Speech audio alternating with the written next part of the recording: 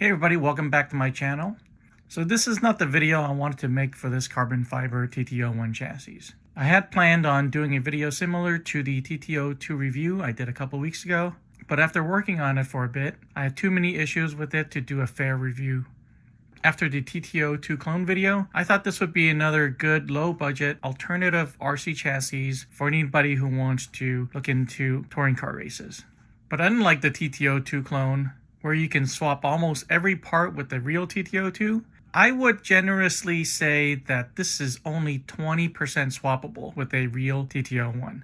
I wouldn't even call this a TT-01 clone. I would refer to this as a TT-01 inspired chassis.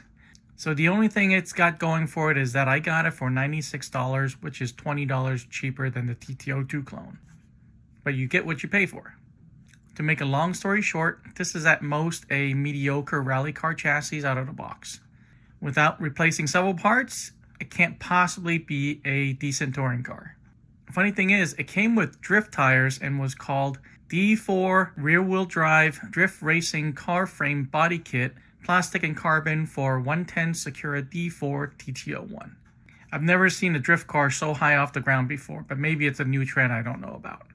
Whoever put these kits together doesn't know anything about on-road RC cars. I'm trying to work it out with the seller to get the parts that were shown in the listing, which I didn't get. And if I can't work something out, I'm just going to return it. So if you'd like to see some of the footage of me taking this chassis apart and the flaws that I found, let me know in the comments below and I'll put together another video for this chassis. But regardless, I can't recommend anybody buying this as is. Alright, thanks for watching this video. Like, subscribe, comment, and share with a friend. And I'll see you guys in the next one.